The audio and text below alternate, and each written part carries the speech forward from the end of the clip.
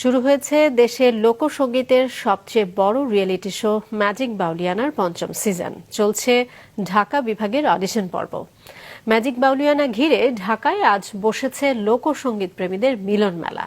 এ পর্যন্ত দ্বিতীয় রাউন্ডে উঠেছেন 10 জন প্রতিযোগী। মাহমুদ কমলের রিপোর্ট।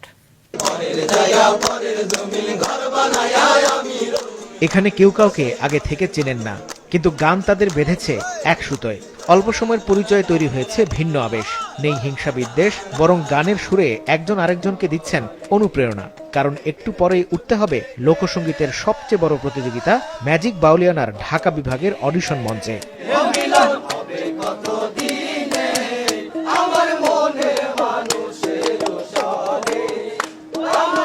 রাজধানীর বনানী বিদ্যানিকেতন স্কুলে সকাল থেকে নিজের প্রতিভা যাচাইয়ে জড়ো হন এই বিভাগের প্রতিযোগীরা।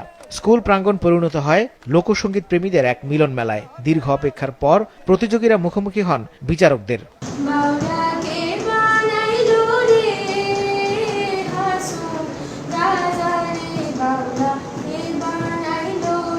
আমরা সকলেই গান প্রিয় মানুষ, গান ভালোবাসি।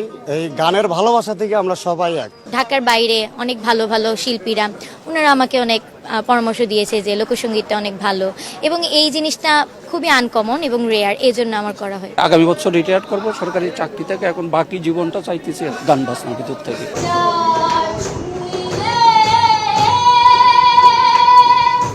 সুর, তাল, লয়, উপস্থাপন ও ভঙ্গিমা সহ আরও কিছু বিষয় বিশ্লেষণ করে দ্বিতীয় রাউন্ডের জন্য যোগ্য প্রতিযোগী বেছে নেন বিচারকরা। সেখানেই মিলছে ম্যাজিক কার্ড, যার মাধ্যমে স্বপ্ন পূরণের সিঁড়িতে পা রাখছেন প্রতিযোগীরা। তাদের ভালো লেগেছে, তার জন্য আমাকে সিলেক্ট করেছে, তার জন্য খুশি আমি অনেক। সুর দিয়ে মানুষের সেবা করতে পারি, যেন এটা আমি চাই। আত্মবিশ্বাসটা আছে যে যাব, অনেক দূরে যাব। বিচারকরা জানালেন, ম্যাজিক বাউলিয়ানা শুধু একটি প্রতিযোগিতাই নয়, দেশ ও দেশের বাইরে লোকসঙ্গীতকে সব প্রজন্মের কাছে ছড়িয়ে দিতে বড় মাধ্যম হিসেবেও এটি কাজ করছে।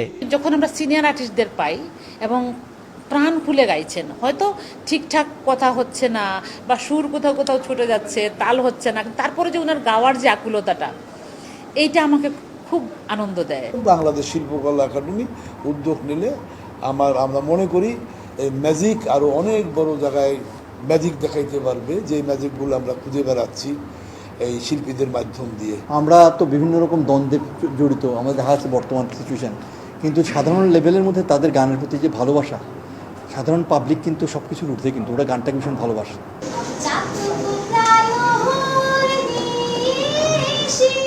লোকসঙ্গীতের প্রসারে সান ফাউন্ডেশনের এই উদ্যোগকে আরো ছড়িয়ে দিতে চায় পৃষ্ঠপোষক স্কয়ার টয়লেট্রিজও। বাউলিয়ানা নিয়ে যে ওদের উচ্ছ্বাস, সেটা আমরা দেখতে পাচ্ছি বিভিন্ন রিজিয়নাল এলাকার অডিশনগুলোতে। এটার মূল উদ্দেশ্য হচ্ছে বাংলাদেশে ছড়িয়ে ছিটিয়ে থাকা লোক সংস্কৃতিকে বাংলাদেশের নতুন প্রজন্মের সামনে তুলে ধরা।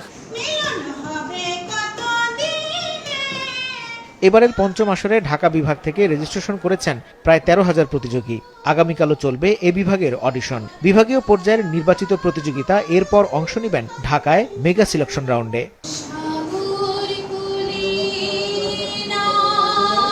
মাহমুদ কমল, মাছরাঙা সংবাদ, ঢাকা।